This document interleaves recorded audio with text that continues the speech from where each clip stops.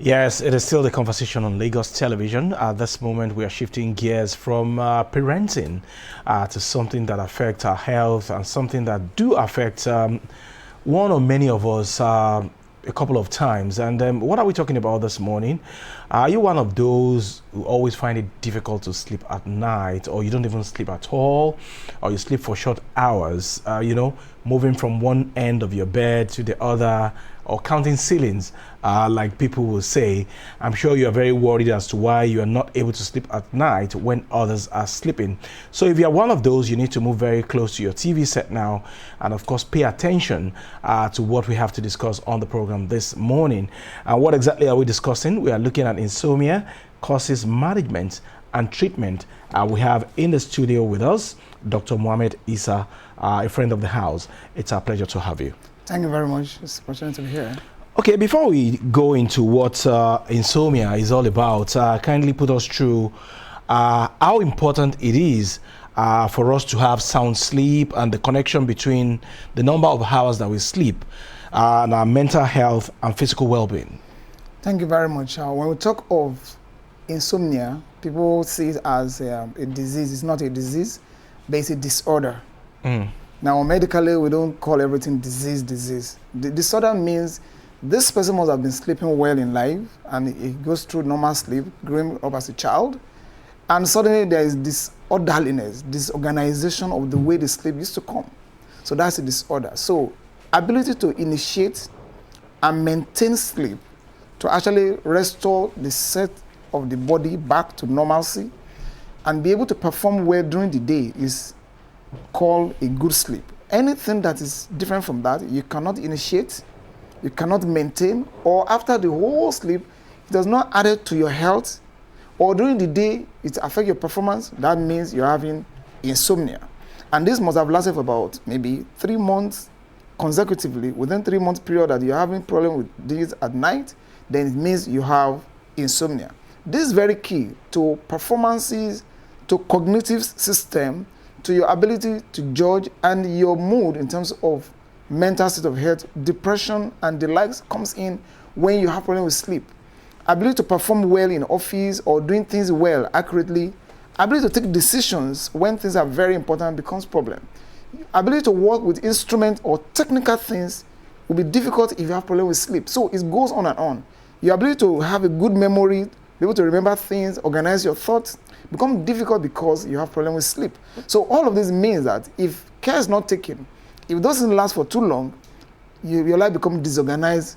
You have a disordered sleep, then you have a disorganized life. And eventually, everybody begins to notice in you, you dress very well and you're still looking so tensed, you're looking so stressed out. That means definitely this person only go to the house in the night, but never achieve a good sleep. Either unable to initiate the sleep or unable to maintain the sleep. And that's the problem of insomnia. And today, what is the occurrence? All over the world is a general problem all over the world. And population of 12% of human beings are found to be in that. What does that mean in interpretation? It means bringing an adult, 3 people, about 2 of them have problem with sleep. We can sample even LTV themselves, that the people that are working here, 3 of you, out of the 3, 2 people are having issues with sleep, either to initiate the sleep or to maintain the sleep. This has been a research found out over time, and a research that's conducted between 2023 to 2025 as we speak. A research has just been conducted, confirmed as at now, that is now becoming one of the major problems. America is spending over 100 billion naira in treating those that come to complain of sleep problem in the hospital. We don't have the data for Nigeria, but imagine a country that spends over $100 billion to manage those that have complained over sleep problems. That tells you that it's becoming a public health problem, that a lot of people are having issues of sleep. Nigeria as a case, oh God. In fact, the world says 1 to 2. I said Nigeria is like 2 to 3 that have problem with sleep. Okay, so when you say that initiate and maintain, what exactly do you mean? What it means is that you set out to go to bed 9 o'clock. You are there on that bed, 9, knock in your presence, you look at the clock, 10 o'clock knock, you sit knocking, 11 is still there, you have not been able to start the sleep.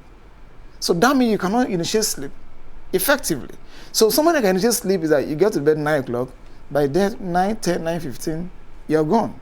Okay, you're not able to maintain. He goes to bed 11 o'clock. By 1 o'clock, he's awake. And to go back to sleep, no way. Such a person cannot maintain a sleep. Or he has had the sleep, he's been on bed, everybody see him, he's covered up, sleeping, but he wake up in the morning, he's having headache.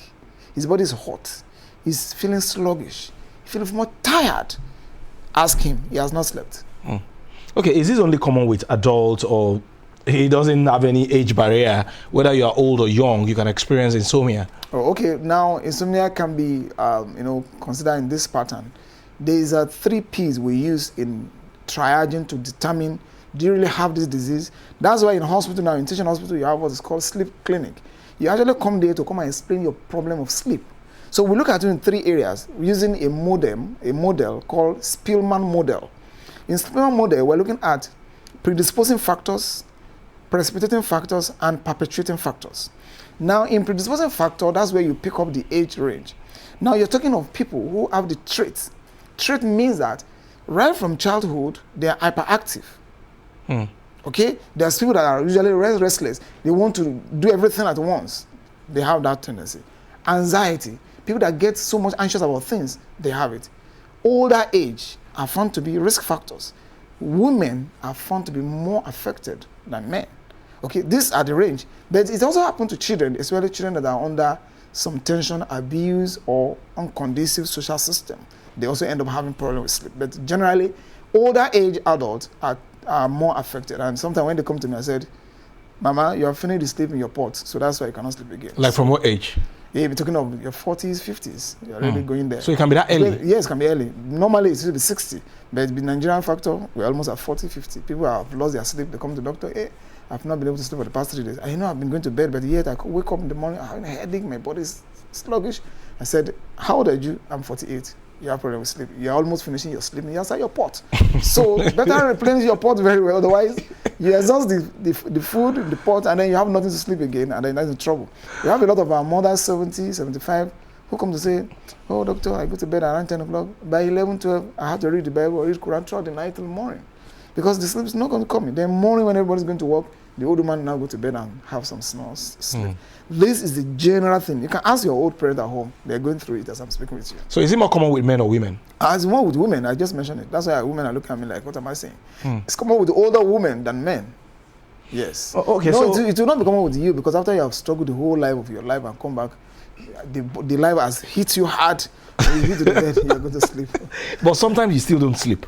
Even with all the stress and the struggles. Yes, we have to check you for that. That's why we now have to go what is called mental health screening. Are you having tendency of depressive disorder? So we begin to screen you further. Are you having what is called obstructive sleep apnea? Are you having what is called restless leg syndrome? Some people get to the bed, they keep moving their legs. Sometimes it's not you moving the leg. There's a disconnection between the brain and your body system. So the body system is supposed to be in relaxed mode. The leg keep moving. It's called restless leg syndrome. It's a problem of sleep order. Then sleep apnea. Somebody is sleeping, just wake up in the middle of sleep because it's not breathing very well. There's something obstructing the breathing pattern. Such a person don't enjoy sleep continuously, and that's a factor. So when you talk of precipitating factor, that has with people that have an illness, they were sick, they have some medical condition, okay, or they are going through some stress, or you have some permanent pain, a chronic pain. I've been with him. He has a pain in the leg that's been there for long. He kept using drugs to manage the pain. The pain affects his sleep at night. Or bereaved person. Or those of us that do shift work, like doctors and people in the studio here. So you do shift works. These are people that have found precipitating factor that eventually they end up losing their sleep or having problems with their sleep eventually. The final one is perpetuating factors. This have to do with people who, on the ordinary ground, they have maladaptive nature. Now they are doing something before, they change to another thing, they cannot adjust. You some people, they travel or they come to you as a visitor, they cannot sleep in your house. They have problem of being able to adapt to another house, another room. Actually, no way you cannot sleep. He opens his eyes till morning. It's not his fault. It's about the psychological pattern of that person. He's unable to achieve such sleep. Or some people that have problem of belief about sleep that they say whoever that sleep too much will not be smart, so I don't want to sleep too much. Eventually lost the sleep. Or some people are already on some medications or some drugs or some lifestyle or some drinks that eventually take away their sleep. We have a lot of them coming to the clinic on a regular basis that, oh, doctor, I'm having a problem. Then we begin to trace them. What do you normally like to drink? When they give you the list of what they drink, your guy, you have finished your sleep because this drink you are taking will eventually take away your sleep eventually. very early age of your life. So you have to be careful about what you eat, what you drink, what you do. Then some illness also, chronic illness, somebody like a survivor of cancer. Oh. During the time of his cancer period, he was in pain, perpetual medication, he's always awake at night. Now the cancer is gone. He's unable to go back to sleep. So all of these are problems that comes about precipitating and predisposing and perpetuating factors. So our lifestyle is also a factor here, because some people will tell you that, okay, for those that take alcohol, that's once I take alcohol, I'll be able to sleep for long hours. But how sound is that sleep is the question. That's one. And when you expose yourself to screen or different kind of light, people also say that could also affect your sleep pattern. Sure. Or the number of hours through which you sleep. Yes. When you come to solution management, okay, we'll be talking more of the light pattern there. But you're talking of alcohol, you see, anything you do that has to influence you to do your natural thing, then you're no more a normal person. And this is why I'm going to give a warning to those that listen to this program this afternoon or this morning, that the common drugs on the street or on the counter that people go to get, that's the easiest to get, is not good for anyone. It might destroy your sleep eventually. And for those that patronize it, please give you a warning. You end up to lose your sleep, you end up to lose your memory, and you end up to lose your ability to do things well and become dependent on it. And yet, if you get to a point, higher dose of the same drug will not work for you. I have an old woman presently, a 74-year-old woman, who have not been able to sleep for the past 2 months. At all. Could not even, at all? At all. Whether day or night? Yes. And it was because she was bereaved some time ago, and then she ended up to go on the counter and get this drug and keep using it. Was using only one, she would sleep. Get to a point, he was using 5 of that tablet. Now, even if she take 10 now, she open her eyes and look at you throughout the night. So you can see the effect. So this is a very sound warning to those that listen that, look, you can get access to it. Doctors are expensive to be seen. Their prescription is this and they are too arrogant. No problem. Then you go to the pharmacy and get those drugs. You end up to lose your sleep finally. And then you still have to come and look for those doctors that you don't want to see initially. So going by those drugs does not help you. You need to meet professional and take you through the treatment pattern that can help you eventually. Research pattern that is confirmed the way to help you out. Not the way you think that, oh, let me go get something there, because we're always looking for fast track things. So let me get, okay, this one will give you the sleep. Now, alcohol will get you to sleep deeper, truly speaking, yes. Don't forget that medically, surgery started by giving people alcohol to do surgery on them. So when they give them a lot of alcohol, they are drowsy, then you do surgery, and they still feel pain. So that means the level of deepness in your sleep is still halfway. To go through sleep, you go through stages of sleep. Once you start, you get to second stage, you get to third stage of sleep. Anybody that wakes up that never get to the second stage of sleep, you're not sleeping. And that's why we tell our old men who have prostate that wake up to urinate like 5 times in the night, they have not slept at all. Because you sleep around 9 o'clock, by 11, you wake up to pee, by 12, you wake up to pee, by 3, you wake up to pee, then you are not sleeping at all. That means each time you're getting to the second stage of sleep that give restorative pattern to the body system, you are awake. So at the end of the day, you'll be looking lost, and you'll be looking stressed, you'll be looking sick, and many other medical conditions will follow. Example, kidney problem, hypertension will follow once you are losing your sleep. The mental alertness begin to go down. And those are factors that makes you to know that you must be interested in a problem that comes your way. You've been sleeping normally, and something is making a change. Look back, and let's go and screen you to further know that, oh, this is what's affecting you from sleep. Don't go and depend on alcohol or those drugs you buy in those of the counter. Yes. So things could really get complicated if one is not able to sleep for a certain number of hours in a day. Exactly. So number of hours, as old as we are, we need about 7 to 9 hours. While children need about 13 to 14 hours to sleep during the day, or over the 24 hours. But the majority of us in Nigeria today, if you get 4 hours, thank God, Lagos is even worse. So you can see that's why people are having problems with sleep. So you cannot even achieve a reasonable hours of sleep in 24 hours. If you continuously lose sleep over 7 to 8 to 9 hours, you are just achieving only 3 to 4 hours every day for long. All these side effects we have mentioned will come your way at the end of the day. And that's what we are dealing with now. Plenty of people in the clinic for other problems due to problem of sleep. I don't know whether you understand what I'm trying to say. They are on the line of hypertension, diabetes, kidney problem, all of these. And what led to all those problems was because they've lost their sleep for a long time ago, and now they are battling with another medical conditions. Okay, you mentioned restless leg syndrome the other time. Yes. What could trigger that? What could trigger that would be some of those factors we mentioned. Example, you're being on some medications, or you're being under some stress, or you're having some pain. Could it be the nerves? Nerves, nerves still is a wiring connection of the body. So anything that affects nerves, affects connection, affects impulse conduction. That means the brain is no more in charge of certain performances. So, and anything could lead to that if you are taking some medication or some certain drug, or you're under perpetual stress, or you're going through some medical condition that has been terrible over you. Over time, the brain loses the nutrients and the method of connecting and coordinating the body system. So at that level, you lie on the bed, the leg keep moving, and then you realize that the leg is just moving. You cannot even be in charge of, you just turn to right, the leg is moving. You turn to the left, it's moving. You lie on your back, it's moving. And then everybody think, I thought this man is sleeping. Yes, it's assumed you're sleeping, but in real terms, you're not actually sleeping at all. Because that leg that's moving, it tells that the brain is no more in control of the leg while you're on that bed. So, and that tells you that something has gone wrong. There's a transaction between the brain and the leg. So that's restless leg syndrome, as a matter of fact. So to correct that, we go through a lot of processes, and then we have to go back to your diet life, to your lifestyle, and coming back to drug. So when I come to that level, you understand what it means that to get a solution to this problem, you need professionals, and you need to meet professionals at the right time and early stage before it gets worse in your life, as a matter of fact. So those medications that could also interfere with our sleep pattern, what are they called, and what could be the end result at the end of the day? Those drugs, the question here is that most of the time, they are drugs that are supposed to help you to sleep. Oh. That's getting me right. It will first of all give you the sleep. You start doing the sleep, and you enjoy it as if you are sleeping. With time, the same drug, or we call it a rebound effect, it now turns around to be the one that will make you not to sleep eventually. So you can see how futile such effort could be. You have spent your money, you've made effort, you thought you are doing something well for yourself, not knowing that you're actually destroying yourself gradually.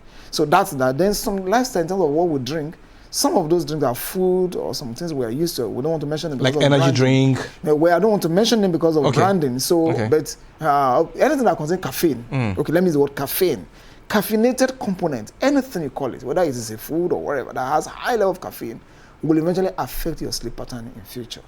So that's the truth, as a matter of fact. So everybody, as doctors, knows about this. So whatever you are taking that contains caffeine, please prune it down so as to achieve a good and sound life, as a matter of fact. Okay, so I know some people are already on medication, maybe for diabetes or hypertension. Yeah. Can that also affect the number of hours that they sleep? Not really, except other problems. What will make them have problems is that the thought of, hey, diabetes, hey, that's anxiety. Oh, they now say he has hypertension, and it's been trying not to have hypertension. So that kind of thought, the anxiety that comes with it, kind of affecting the sleep, not the drug itself per se. Okay, so then can it lead to death Not if it sleeping. gets so complicated? Oh, example, you're working in a factory and then you have not slept well, and you're supposed to move a particular machine to the right, and you move to the left because you're already tired. What accounts for road traffic accidents? Highest amount is poor sleep. Those are drives, he has not had enough sleep, he's driving, just doze off small. The car is inside the bush.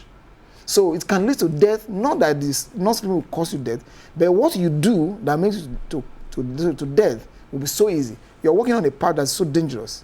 Because you have not had enough sleep, you're a little bit dizzy sometimes. After you have some lightheadedness, your brain want to fail occasionally, just 1 second, 2 seconds, you're down inside the pit. So it means not having good sleep can actually affect you doing things that are very technical, things that need a lot of attention. You will not be able to do it effectively because the brain has been worn out because it has not rested. Don't forget, in my definition of insomnia, ability to initiate, to maintain, to achieve restorative sleep.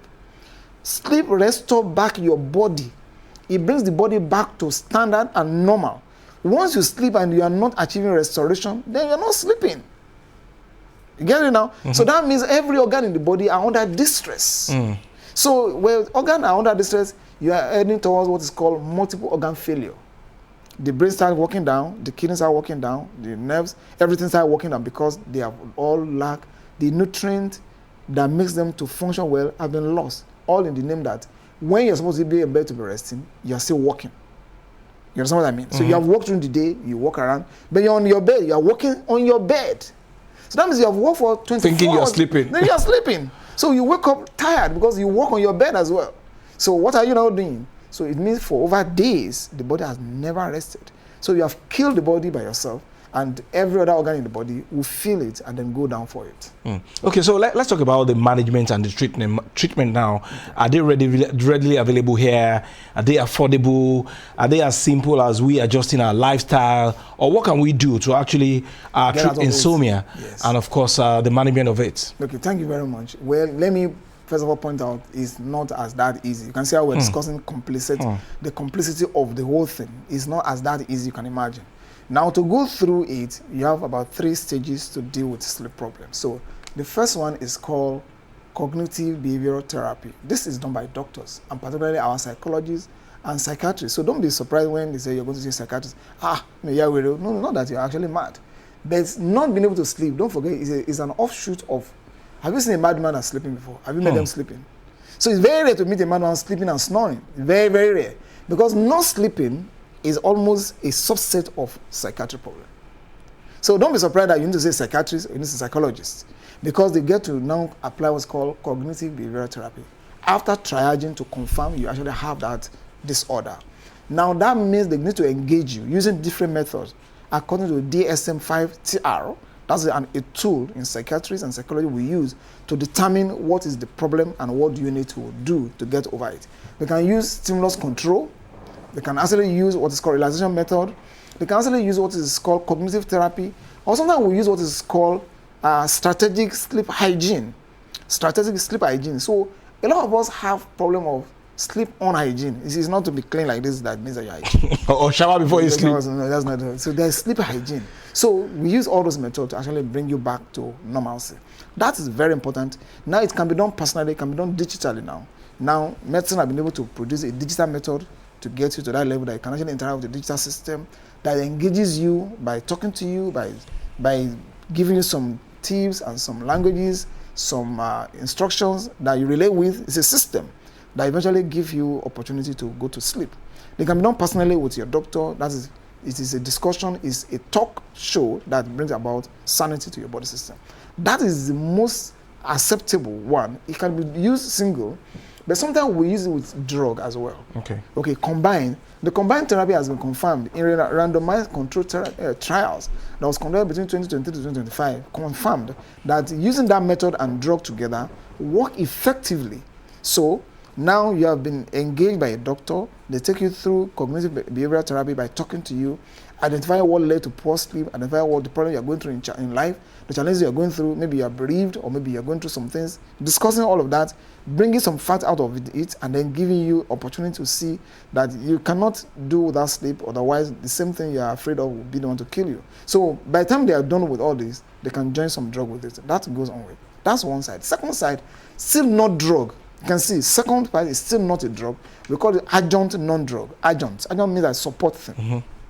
Exercise. Okay. Are you aware that there are specific recommended exercise you do to actually bring you back to your normalcy? You get to do it about 3 times in a week, and for the next period of 2 to 3 months. It's done by monitoring how you're doing it and how well you're doing it. At the end of the day, it brings back normalcy to your body system and you're able to achieve sleep.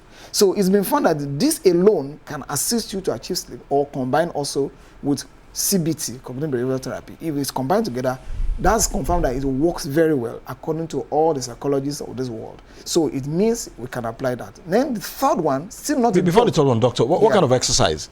Okay, we call it aerobic, simple aerobic exercise.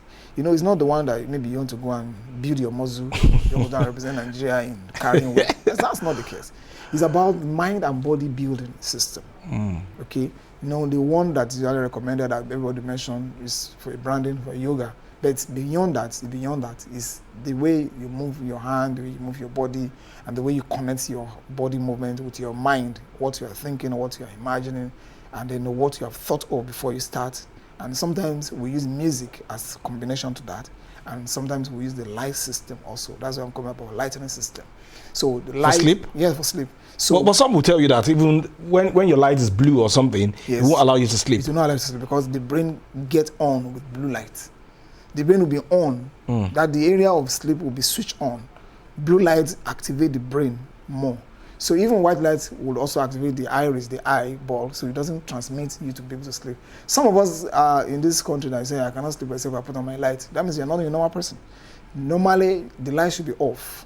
the place should be dark. Dark. Yes, a dark place will calm the brain and then releases all the hormones that allow you to sleep effectively. So we use light, because even in depression, we use light also to bring you out of depression.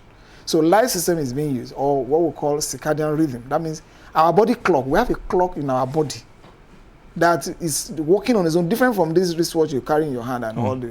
Our body has what's called circadian rhythm. That means the way it functions during the day and the way it functions during the night. So during the night when you're supposed to be resting and you're working, all of us that do night shifts, we are always in trouble with that, because in the night when the body's supposed to be resting, you're actually working. So you are transmitting different from the body system.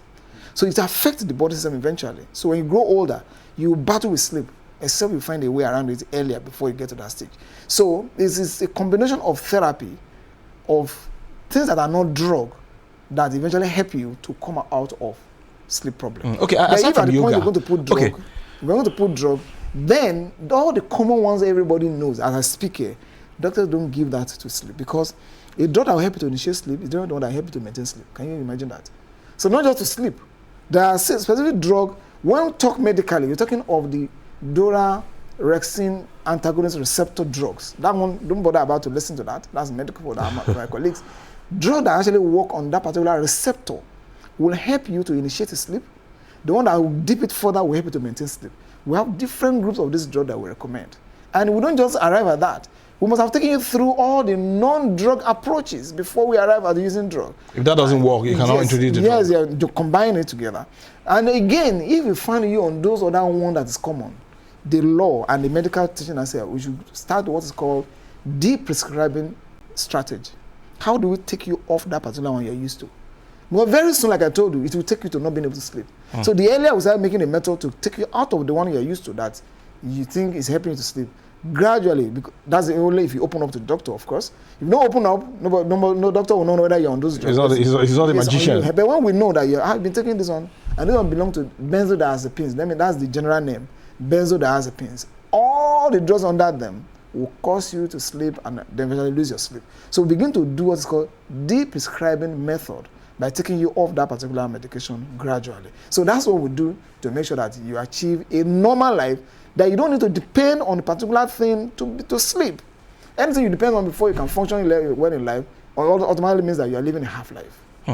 Okay, so you mentioned yoga the other time. Is that the only exercise that one can do? No, that's the commonest that people can understand. That's why I mentioned that. But there are specific exercises that I can't be describing that. It has to be described. It has to be, demonstrated. So that's why I mean that. But the one that many people can go on to check out is for that. But if you go deeper to find out that sleep exercise that induces sleep, you will get to see different styles that they show you, and they'll be able to know that, okay, this is what I need to do regularly. But it's better to be done under a guide of an expert, so that tells you that they can monitor. You come to report, you have to open what is called sleep diary. Okay, you know what I mean by that? So you're doing a 2 weeks or a 4 weeks sleep pattern. So when do you go to bed?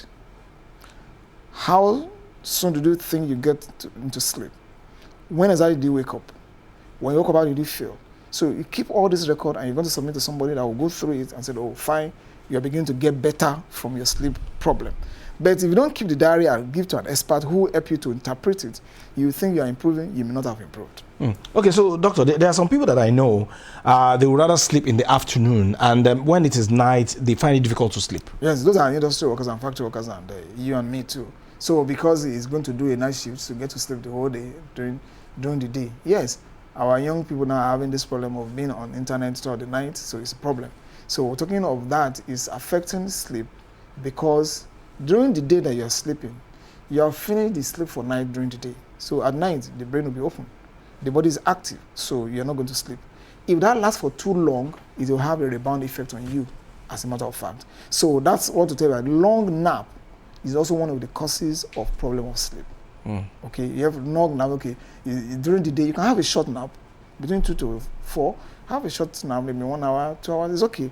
But you felt, oh, since I don't have anything to do during the day, you sleep now longer. Then you want to sleep in the night. How manage? It's not possible. So you are not likely to sleep at night because you finish sleep during the day. So people should get to understand that taking a short nap during the day, short one, assists the body to function well. We're beginning to see some country coming up with a law now that when you're in the office, by 1 o'clock, everybody must shut down. Even put your head on your table and take about 30 minutes nap to function further, because the body has a regulatory system that during the day, when you have worked from morning till around 12, 1, The body is trying to rest. If you give that body the rest that time, between 1 and 2 or 2 to 3, 30 minutes is enough. The body will pick up and walk till like your 4, 5 o'clock before you close. And when you get home, it does not affect your sleep pattern at all. But you sleep in your house for between 12 noon to like 6 p.m. And you still want to sleep at night. Who are you now? Waiting they happen. So it's like you want to sleep the whole of your life. No, that will affect your sleep pattern at the end of the day. And if it continues that way, it will change your life. You become a kind of animal, nocturnal animals. Animals that don't move around during the day. They only move around during the night. Like snail. Snail is more stronger in the night. It's not strong during the day. So you become a snail in your life. So that means you're already now becoming another human being entirely. You're no more the real human being we are seeing. So when you begin to develop some other medical condition, then don't be surprised that you're the one that actually invited this to your life. Okay. Medically now, should we have a particular time of sleeping in a day? Then our environment, our bedroom, how should it be so that we don't get to suffer insomnia at the end of the day? You are going deeper into sleep hygiene. So in sleep hygiene, you must keep your environment cool, not too cold and not hot. Okay, when it's too cold also it's not good for you because you get to a stage in the sleep, you will not be comfortable. When it's hot also it becomes discomfort. So there's a time you go to bed. Going to bed early is the general principle. Okay? Now majority of us now in Nigerian setting, we don't get to bed except we're carrying our phone and we begin to press and maybe thinking that will make us to sleep off. Unfortunately, if you're actually pressing those things that interest you, you're not likely to sleep off on time. And by the time you drop the phone that you want to sleep, the effect of the lighting of the phone to your eyes over long hours will also erode your sleeping center. So you now lie down, the sleep is not coming. You carry the phone again, thinking that will make you sleep. You worsen the process. So each time you carry the phone and look at the phone, it takes about another 20 to 30 minutes before the brain can settle. Don't forget that anything you are looking at transmits straight in your brain through your eyes. So you cannot do that shortly and then you want to get sleep immediately. It's not likely to work. So those are sleep hygiene that people should learn to do. Okay, taking bath before you go to bed, like a warm bath is good because it also relaxes the body system. It's very important. And then, like we said before, the place should be dark, the ambience should be very, very normal, cool and nice. Then the setting of the place should not be too harsh. Now, you put so many loads inside your room, so many junks, you're not going to sleep well. Yes, your room is too busy with all kind of books, professors. You see books like this, you see clothes like this, you see pots like this, you see cups like this. Inside somebody's room and say you're sleeping when you're not a mad person. So you need to actually arrange the place you sleep to make it, minimal things that's there. Because each thing the eye sees transmits message to the brain. So the eye should see less and see things that are cool, that are attractive, that encourage the mind to calm down. You don't put animal that is like this, like a vulture on the wall. You put the lion like this on the wall, and you say it doesn't concern you, don't see it. It's a lie. When you're lying down, you don't think of anything again. You're seeing that, you see that on the wall. Hey, what will this thing now come in the night? Especially for those that have mind that is already hypnotized. You begin to think of so many phantom things that are not real because of what you are seeing. So those things transmit to your mind and then affect your sleep eventually. So sleep hygiene requires you understanding when to go to bed, what to do before going to bed, and how. Okay, again, the bed also, what type of bed are you using? Is it a matter that sinks you inside? Is it a matter that's too hard that pains your body? Or are you sleeping on the floor? Are you the type that sleep, you watch TV and then you now do like this on the chair like this and you sleep off? Are you the type? So which type of sleep do you do? Or you finish eating, you haven't even washed your hand and you already slept. So while you're eating. So all of these are poor sleep hygiene that eventually doesn't work well. Okay, he slept in the sitting room. The wife came to, you have not entered around 12 a.m. or around 1 a.m. Excuse me, you need to go inside. Oh God, I've not even washed my hands. Let me go to my hands to go to bed. All of these are poor sleep hygiene that affect us.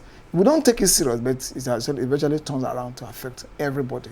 So things that we get used to, that we think we're enjoying it when we're doing it, end up to become a source of our problems. Okay, a very quick one before I let you go. Sometimes you feel like sleeping at a particular time of the day, but then you struggle out of that sleep and you're not able to sleep anymore. For people like that, what should they do? Yeah, what you have done is that you did what is called suppressing method.